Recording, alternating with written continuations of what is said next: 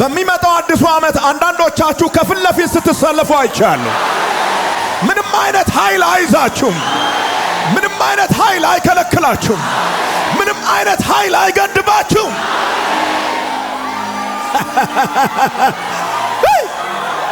አጃቦሴ ወደፊት የሚሄዱ ሰዎች ናቸው። አንደኛ ነገሥት ምዕራፍ 18 ከቁጥር 1 ጀምሮ ያለውን ክፍል በምታነቡበት ጊዜ ሂድ ለአክዓብ ተገለጥ፣ ሂድ ለሟርተኞች ተገለጥ፣ ሂድ ለአስማተኞች ተገለጥ፣ ሂድ ለጠማማ ሰዎች ተገለጥ፣ ሂድ እውነትን ለሚክዱ ሰዎች። ብቻህን አይደለም የምትገለጠው፣ ከጀርባ አንድ ኃይል ይከተላል። በግራም በቀኝም ኃይል አጅቦ ትገለጣለህ። መጽሐፈ ነገሥት ቀዳማዊ ምዕራፍ 18 ቁጥር 1 ከብዙ ቀንም በኋላ በሦስተኛው ዓመት ሂድ ለአክዓብ ተገለጥ፣ በምድር ላይም ዝናብ እሰጣለሁ የሚል የእግዚአብሔር ቃል ወደ ኤልያስ መጣ። ኤልያስም ለአክዓብ ይገለጥ ዘንድ ሄደ። በሰማርያም ረሃብ ጸንቶ ነበር። ንገረው አጠገብ ያለውን ሰው ነካ አርገውና ጊዜው የመገለጥ ጊዜ ነው። ከጀርባዬ አንድ ድምፅ ሰማለሁ። የሚመጣው ዓመት እውነተኛ የሆኑ ሰዎች የሚገለጡበት ዓመት ነው። በእውነት የሚወጡ፣ በእውነት የሚገቡ፣ እውነትን የተቀበሉና በእውነት የሚኖሩ ሰዎች እንደ ጭስ ጥሶ ይወጣሉ። ከሚከለክሉ እጆች አልፎ ይወጣሉ አለ። ጊዜው የምንድን ነው? ጊዜው የምንድን ነው? ለአማኞች ጊዜው የምንድን ነው? ለመደበቅም ለመገለጥም ጊዜ አለው። በጌታ ጊዜ ሲሆን መደበቅም ውበት ነው፣ መገለጥ ብቻ አይደለም። ያለ እግዚአብሔር ጊዜ ከተገለጡ ሰዎች በእግዚአብሔር ጊዜ የተደበቁ ሰዎች ያስፈራሉ። አሁን ተደብቃችሁ ያላችሁ ሰዎች የባከነ ጊዜ የለም። ምንም የተበላሸ ጊዜ ውስጥ አይደላችሁም። ጊዜያችሁን እየተጠቀማችሁ ነው። ኤልያስ እንዲደበቅ ያዘዘው ማን ነው? ኤልያስን የደበቀው ማን ነው? እንዲገለጥ ያዘዘውስ እግዚአብሔር ነው። በእግዚአብሔር ትእዛዝ የተደበቀ ሰው በእግዚአብሔር ጊዜ ይገለጣል። በእግዚአብሔር ጊዜ የወረደ ሰው በእግዚአብሔር ጊዜ ይወጣል። በእግዚአብሔር ጊዜ ወደ ኋላ የቀረ ሰው በእግዚአብሔር ጊዜ ፊተኛ ሆኖ ይታያል። በሚመጣው አዲሱ ዓመት አንዳንዶቻችሁ ከፊት ለፊት ስትሰለፉ አይቻለሁ። ምንም አይነት ኃይል አይዛችሁም። ምንም አይነት ኃይል አይከለክላችሁም። ምንም አይነት ኃይል አይገድባችሁም።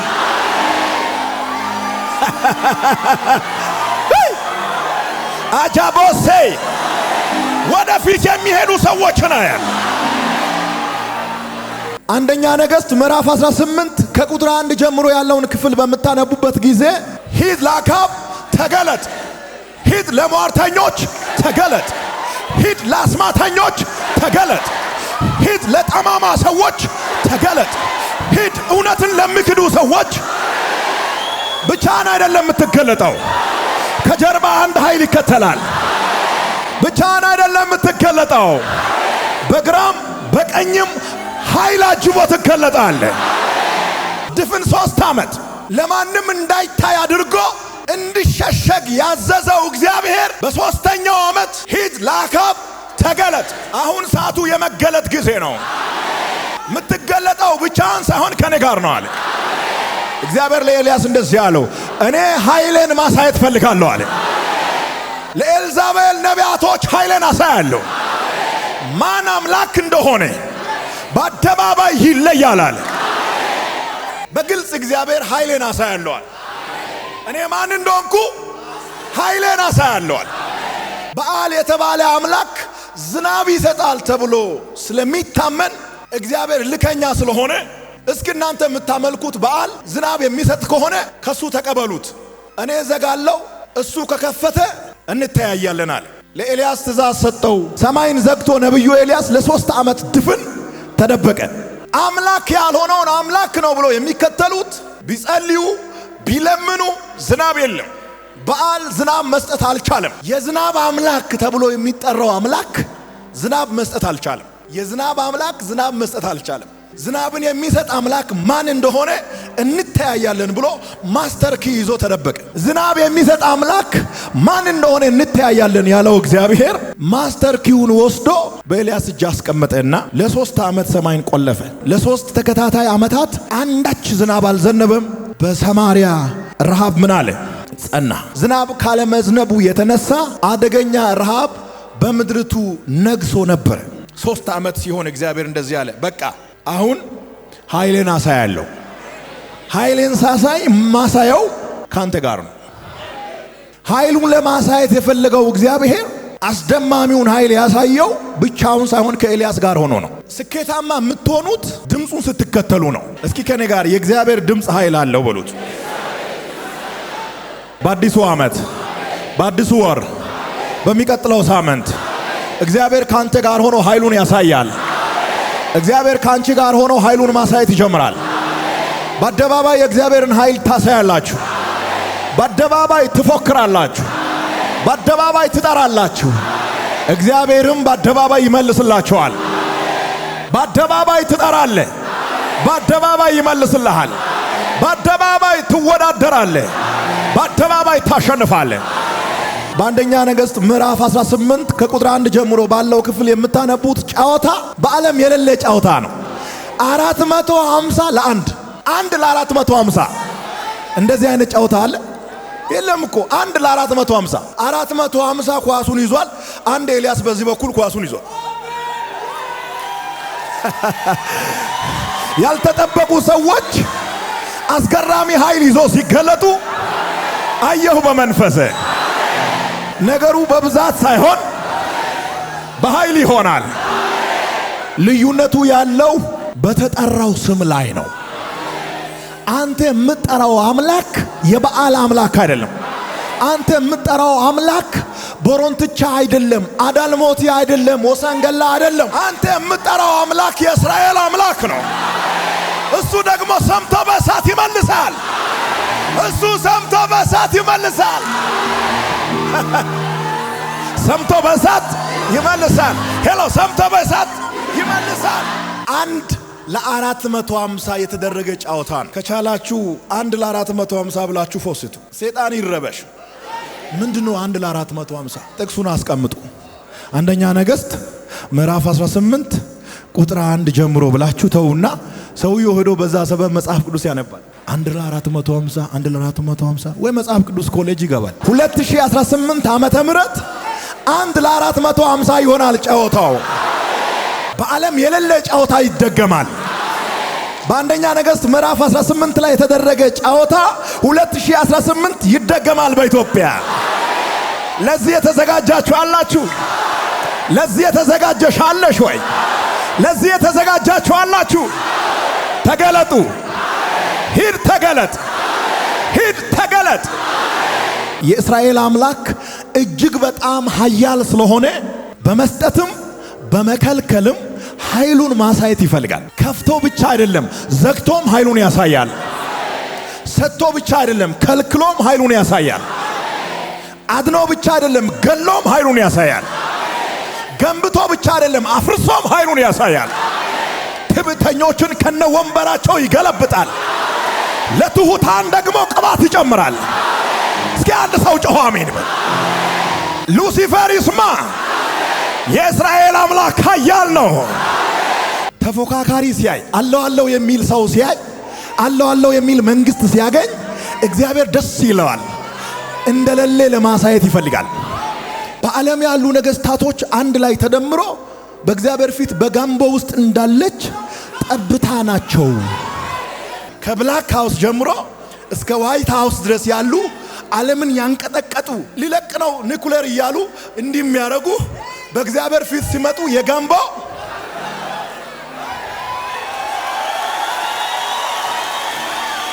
የእስራኤል አምላክ ኃያል ነው። አረ የእስራኤል አምላክ እጅግ በጣም ኃያል ነው። በሱ ፊት መቆም የሚችል ማንም የለም። የኛ እግዚአብሔር መለኮታዊ ጦረኛ ነው። በሱ ፊት መቆም የሚችል ማንም መጽሐፍ ቅዱስ ዘጸአት ምዕራፍ 15 ቁጥር 3 ላይ እግዚአብሔር ተዋጊ ነው ስሙም እግዚአብሔር ነው ይላል።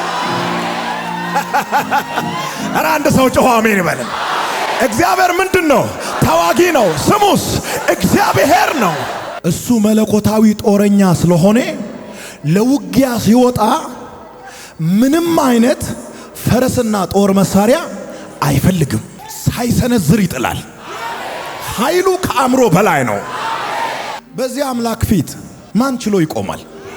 የናዝሬቱ ኢየሱስ ተመልሶ ሲመጣ አሜሪካም፣ ሩሲያም፣ እስራኤልም ኢራንም አለን እያሉ የሚቀናጡትና የሚታበዩት ኒኩሌር ሆነ ሚሳኤል ሁሉም ሲሳብ አይሰራም። ባለበት ቀጥ ይላል። ሲስተም ሁሉ ቀጥ ይላል። የዓለም ሲስተም አንድ ቀን ቀጥ ማለቱ አይቀርም። ኒኩሌሩ ባለበት ዱላ ይሆናል። ምንም የሚሰራ ነገር የለም። ሲስተሙን ሁሉ ጌታ ይቆጣጠራል። ኃይሉን ያኔ ማሳየት ይጀምራል። እግዚአብሔር በዚህ ዘመን ኃይሉን ማሳየት እስኪ አጠገብ ያለውን ሰው እግዚአብሔር ኃይሉን ማሳየት ይፈልጋል። አሁን እኛ ባለንበት በእኛ ዘመን በ21ኛው ክፍለ ዘመን እግዚአብሔር ኃይሉን ማሳየት ይፈልጋል። በተለያዩ መንገዶችና አሰራሮች እግዚአብሔር ኃይሉን እያሳየ ነው። በዓለም ሁሉ እግዚአብሔር ኃይሉን እያሳየ ነው። የመሬት መንቀጥቀጡ፣ የእሳት አደጋው፣ የጎርፎች መጥለቅለቅና የቮልካኖ ፍንዳታ፣ አስከፊ ጦርነትና አደገኛ ረሃብ በምድር ላይ እየተከሰተ ነው። ኮንትሮል ማድረግ የቻለ አንድም መንግስት የለም። ጎርፉን ገድቦ ሳይጨርሱ በረዶ ይመጣል። በረዶን ጠርጎ ሳይጨርሱ የመሬት መንቀጥቀጥ ይመጣል። የመሬት መንቀጥቀጥ ሳይረጋጋ የመሬት መንሸራተት ይመጣና አንዱን ከተማ ይዞ የመሬት መንሸራተቱን ሳይቋቋሙ በቀናት ልዩነት የእሳት አደጋ ይመጣል። በአንድ ሰዓት 80 ኪሎ ሜትር የሚፈጥን ደቡብ ላይ የፈነዳውን ጦርነት ሳያረጋጉ ሰመን ላይ ይፈነዳል። የሰመኑ ሳይረጋጋ መሃል ከተማ ላይ ዱብ ይላል። ኃይሉን እያሳየ ነው። እስኪ ተቆጣጠሩ። የሚቆጣጠር የለም። እየባሰ ይሄዳል። የእስራኤል አምላክ ሁሉም እጅ ወደ ላይ ይላል። በአንደኛ ነገሥት ምዕራፍ 18 ላይ የምታነቡት በኤልያስና በአካብ ዘመን ተከስቶ የነበረው የራቡ አስከፍነት የት ደርሶ እንደነበረ ክፍሉን ስታነቡት ማግኘት ትችላላችሁ። በጣም አስከፊ ደረጃ ላይ ደርሶ ነበረ። አስከፊ ደረጃ መድረሱን ለማወቅ ብዙ ምልክቶች አሉት። ከነዚያ መካከል የመጀመሪያው ብለን ብንወስደው አክዓብ ንጉሥ ነው። አብድዩ የተባለ ሰው የቤተ መንግስቱ አዛዥ ነው፣ ወይም የአክዓብ አማካሪ ነው። አክዓብ አብድዩን ጠራውና አብድዩ ሆይ ከፍቶች እንዳይሞቱ ውሃ ባለበት አካባቢ ሳር ይገኝ እንደሆነ አንተ በአንድ መንገድ ውጣ፣ እኔ በሌላ መንገድ ልውጣ። የቤተ መንግስት አዛዥ ሳር ሊፈልግ፣ በዚህ በኩል ደግሞ የቤተ መንግስት አለቃ አክዓብ ሳር ፍለጋ ሲወጣ፣ አንተ በዚህ መንገድ ሂድ፣ እኔ በዚህ መንገድ ሄዳለሁ። መንገዱን ተካፈሉ። አንድ ወደ ግራ፣ አንድ ወደ ቀኝ ወጡ። በዚህን ጊዜ ነው እንዲገለጥ ትእዛዝ የተቀበለው ኤልያስ ከአብድዩ ጋር መንገድ ላይ የተገናኘው። ገና ከ3 ዓመት በኋላ ነው አብድዩ ኤልያስን ያገኘው። አይኑን ማመን አልቻለም። የገዛ አይኑን ማመን አልቻለም። አብድዩ ኤልያስ መሆኑን እያወቀ ግን ማመን አልቻለም። ኤልያስ እንደሆነ እያወቀ ነገር ግን አይኑን የገዛ አይኑን ማመን አልቻለም። አይኑን እየጠረገ ያያል። ኤልያስ ነው ወይስ ሌላ ሰው ነው? ለ3 ተከታታይ ዓመታት ኤልያስ ያልተፈለገበት ስፍራና ቦታ አልነበረም። አልጋ ሁሉ ተነስቶ ተፈልጓል። የቀረ ክፍል የለም። በሁሉም መንግስታት ዘንድ ተፈልጎ የጠፋ አንድ ሰው ከ3 ዓመት በኋላ ተገልጦ እኔ ኤልያስ ነኝ፣ ሂድና ላለቃ ኤልያስ ተገኝቷል ብለ ንገረው። ተገኝቷል ብቻ ሳይሆን ኤልያስ ተመልሷል ብለ ንገረው። ለ3 ተከታታይ ዓመታት ኤልያስ የተደበቀው የት ነው? የት ሆኖ ነው ኤልያስ አልገኝ ያለው? የሚገርም ታሪክ አለ እዚህ ጋር። ከቤተ መንግስት ጀርባ ነው ያለው። የቤተ መንግስቱ አለቃ አክዓብ አንድ እርምጃ እንደዚህ ብል የመጀመሪያው እግሩ ሄዶ የሚያርፈው በኤልያስ ላይ ነበር። ነገር ግን ኤልያስ ከቤተ መንግስት ጀርባ ሆኖ ለ3 ዓመት ድፍን አልተገኘም። አይገርማችሁም? አልተገኘም። በከተማም በገጠርም በተራራም በሸለቆም ተፈልጎ ጠፍቷል። የት ነው ያለው? ከቤተ መንግስት ጀርባ። እስኪ ከቤተ መንግስት ጀርባ በሉት። የነገራችሁ ፓስወርድ ያለው በእግዚአብሔር እጅ ላይ ነው። ጠላት እንደፈለገ እየገባ ልጆቻችሁን እንደፈለገ እየገባ ትዳራችሁን እንደፈለገ እየገባ ቢዝነሳችሁን እንደፈለገ እየገባ ጤናችሁን የሚመታ ከሆነ እረኛ የላችሁ ማለት ነው። እረኛ አለኝ ብሎ የሚያምን ሰው ነገሮቹን ሁሉ በእረኛው ላይ አስቀምጦ እሱ ይተኛል። በሩ ላይ የሚቆመው ማን ነው? እረኛ ነው። እረኛው ስራው ምንድነው? በጎች እንዳይበሉ ተግቶ መጠበቅ ነው። ኢየሱስ እረኛዬ ነው። ማንም ከሱ ሾልኮ ገብቶ ሊነካኝ አይችልም። በመስኮትም አይገባም፣ በዋናውም በር አይገባም። የኔ እረኛ በጣም ብርቱ ነው። በክብር ወጣለሁ፣ በክብር ገባለሁ፣ በክብር አገለግላለሁ፣ በክብር ጨርሳለሁ፣ በክብር ኖራለሁ፣ በክብር አንቀላፋለሁ። እስኪ አንድ ሰው ጮኸ አሜን በል። አጠገብ ያለውን ሰው እረኛ ስላለህ ዘና ብለህ ተሰማራ በሉት። ከአንደኛ ነገሥት ምዕራፍ 18 ላይ ከተጻፈው ታሪክ ቀደም ብሎ ኤልዛቤል የእግዚአብሔር ነቢያትን በምታስገድልበት ጊዜ 50-50ውን ወስዶ ደብቆ እንጀራ ያበላ እንዳይሞቱ የታደገ ሰው ነው። ታሪኩ ሰፊ ነው። ራሱን አደጋ ላይ ጥሎ ሌሎቹን ያስመለጠ ሰው ነው። በነገራችን ትክክለኛ ወዳጅ ማለት ራሱን አደጋ ላይ ጥሎ አንተን የሚያድን ነው። ሌላውማ ማኪያቶ ወዳጅ ነው። ትክክለኛ ወዳጅ ራሱን ለአደጋ ሰጥቶ አንተን የሚታደግ። ኢየሱስ እኮ እውነተኛ ወዳጅ ስለሆነ ነው ለአደጋ ራሱን ሰጥቶ እኔን ከአደጋ ያስመለጠኝ። እውነተኛ ወዳጅ ራሱን ለመስቀል ሰጥቶ ሌሎችን ከመስቀል ያድናል። እውነተኛ ወዳጅ ራሱን ለችግር አጋልጦ ሌሎችን ከችግር ያስመልጣል። እኔ በጣም ብዙ ወዳጅ አይቻል፣ በችግር ጊዜ ግን አንድም የለም። አንድ ወዳጅ ግን በደንብ ማምነዋል። የፈለገ ነገር ቢመጣ ከጎኔ የማይጠፋ እውነተኛ ወዳጅ ካልሆኑ ሰዎች ተለዩ መልእክቴ ነው። እየዋሹ ስለሆነ የሆነ ሜዳ ላይ የሆነ ነገር ሲመጣብህ ጥሎ ይሸሻል። ልብ ይሰበራል፣ ግራ ትጋባል። ኢየሱስ ካለ ሁሉ አለ። ከሱ የሚበልጥ ወዳጅ የለም። አብድዩ ኤልያስን ባገኘ ጊዜ በመጀመሪያ ጎንበስ ብሎ ምን አለለት? ሰገደለት ይላል። አብድዩ አደገኛ በሆነ ሁለት ትእዛዞች ተከቧል። የመጀመሪያው ሂድና ሳር ለከፍቶች ፈልግ የሚል ትእዛዝ ከአካብ ተቀብሏል። በዚህ በኩል ሳር እንዲፈልግ በአካብ ታዘዋል። በዚህ በኩል የኤልያስን መገኘት እንዲናገር በነቢዩ ኤልያስ ታዘዋል። ሁለቱም አደገኛ ሰዎች ናቸው። የነቢዩን ትእዛዝ ብጥስ አደጋ ሊያስተናግድ ነው። ኤልያስ ተገኝቷል ብሎ አብድዩ ለአካብ ሲናገር ኤልያስ በቦታው ባይገኝ ሞት ሊያስተናግድ ነው። ሁለት ከውሃ በቀጠነ ትእዛዝ ውስጥ የቆመው አብድዩ ግራ ተጋባ። ኤልያስ እንደዚህ አለው፣ ማለ ሕያው እግዚአብሔር በፊቱ የቆመሁት ምስክር ይሆን፣ እኔ ዛሬ ለሱ እገለጣለሁ አለ። እመነኝ፣ ዛሬ ምን እላለሁ? እገለጣለሁ። በድምፅ ነው የመጣሁት። ሕያው እግዚአብሔር ምስክሬ ነው። ምን እላለሁ? አብድዩ እንደዚህ አለው፣ እንዴት አምናለሁ? እዚህ አለ ሲባል እዛ ትገኛለህ፣ እዛ አለ ሲባል በሌላ ቦታ ትገኛለህ። አንተ የማትቀመጥ ሰው ነህ። እኔ ተገኝቷል ብዬ ለአካብ ነግሬ ሲመለስ በቦታው ባትገኝስ እንዴት ልመን? እኔ እኮ መልካም ሰው ነኝ። አታቅም ወይ የኔን ታሪክ? ከዚህ በፊት እኮ ነቢያት እንዳይሞቱ እንደዚህ አይነት አስተዋጽኦ ያደረኩት ሰው ነኝ። ለምን እኔ እንዲሞት ትፈልጋለህ ብሎ ወተወተ። ኤልያስ እንደዚህ አለው፣ አትፍራ። ምን ይላለው? እጠብቃለሁ፣ እዚሁ ቆሜ እጠብቃለሁ። አለቃህን ጥራው። ከ3 ዓመት በኋላ ኤልያስ ሲገለጥ አብድዩ አይኑን እየጠረገ ነው ያየው። እሱ ነው አይደለም? እየተከተሉ እሱ ነው አይደለም? እሱ ነው አይደለም? የሆነ ነገር እንደዚህ ይሆናል። በእውነት እላችኋለሁ በሚመጣው ዓመት እንደዚህ ይሆናል። ብዙ ሰዎች በእናንተ መገለጥ ይገረማሉ። ብዙ ሰዎች በእናንተ መገለጥ ይደነቃሉ። ብዙ ሰዎች የእናንተን መንገድ እያዩ ይገረማሉ። አጠገብ ያለውን ሰው የሚያስደንቅ ክብር ይዘህ ትገለጣለህ በሉ። ባለፈው ለመግደል የሚፈልጉ ሰዎች ስትገለጥ ሸኚ ይሆናሉ።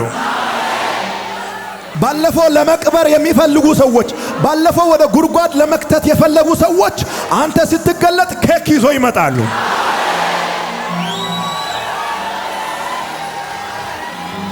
ሻንጣን ይዞ ይሸኛሉ።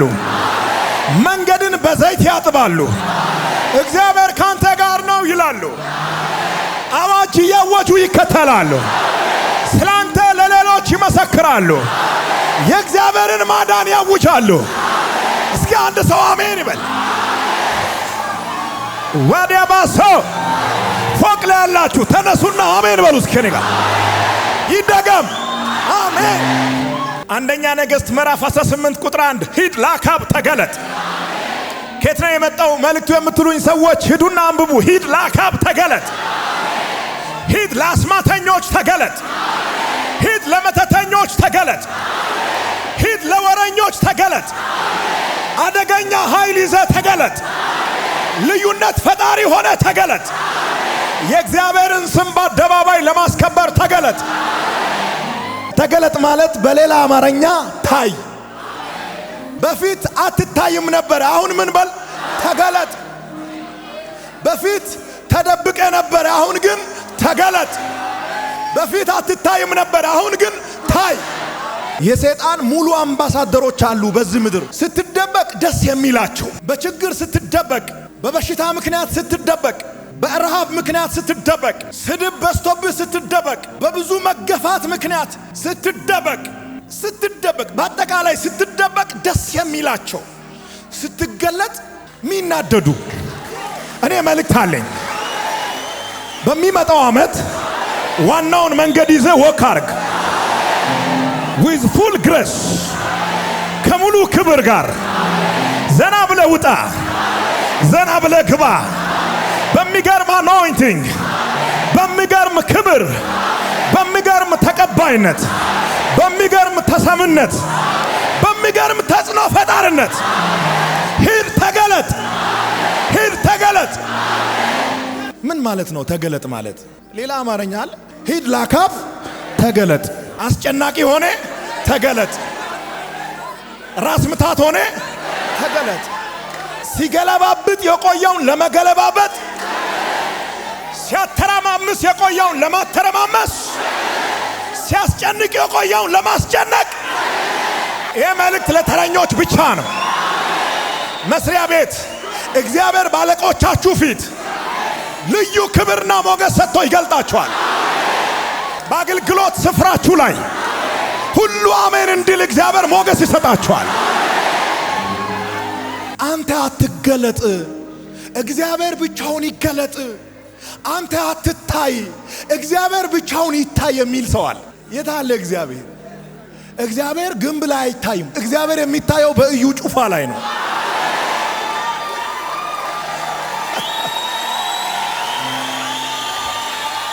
ተመችቶሃል? ተስማምታችኋል? እግዚአብሔር የሚታየው በእኛ ላይ ነው። ሂድ ተገለጥ። እግዚአብሔርን ለማሳየት ተገለጥ። ኤልያስ ካልተገለጠ እግዚአብሔር አይገለጥም። አጭር መልእክት። ኤልያስ ካልተገለጠ እግዚአብሔር አይገለጥም። እግዚአብሔር ካልተገለጠ ደግሞ ኤልያስ መገለጥ አይችልም። እኛ በክርስቶስ እንኖራለን፣ ክርስቶስም ደግሞ በእኛ ይኖራል። አታወዛግበን። ለምን ታወዛግቡናላችሁ? አንተ አትታይ። ስራውን የሚሰራው እኮ እግዚአብሔር ነው። ሂድ ለአካብ ተገለጥ ብሎ እግዚአብሔር ሲናገር ስራውን የምትሰራው አንተ ነህ እያለ አይደለም። ስራውን የሚሰራው እኔ ነኝ፣ ነገር ግን የሚሰራው ካንተ ጋር ነው። እጅን ተጠቅሜ ነው፣ እግርን ተጠቅሜ ነው፣ አፍን ተጠቅሜ ነው ምሰራው። ስለዚህ ሂድና ለአካብ ተገለጥ። እግዚአብሔር የሚታየው አንተ ስትታይ ነው። አንተ የምትታየው እግዚአብሔር ሲታይ ነው። ድፍን 3 ዓመት ኤልያስ ተደብቆ በኖረበት ዘመን እግዚአብሔር አልተገለጠም፣ እግዚአብሔር አልታየም። ለምን? ከኤልያስ ጋር ለመገለጥና ለመታየት ጊዜውን እየጠበቀ ነው። ጊዜው ሲደርስ ግን ሂድ ለአካብ ተገለጥ። ጊዜ ደርሷል። አው ጊዜ ደርሷል። ጊዜ ደርሷል። በጣም አስጨናቂ ቀንበር ተሸክማችሁ የቆያችሁ ሰዎች ቀና የምትሉበት ጊዜ ደርሷል። ግራ በመጋባት ውስጥ ዘመናትን ያስቆጠራችሁ ሰዎች ዘና የምትሉበት ጊዜ ደርቷል። የእግዚአብሔርን ማዳን የምታዩበት ዘመን ደርሷል። ቃሉ ሲነገር አንዳንዱ ሰው እንደ አሽሙር ያስባል። ሐና እንደዚህ አለች፣ አፌ በጠላቶቼ ላይ ተከፈተ አለች። አሽሙር ነው። አፌ በጠላቶቼ ላይ ተከፈተ።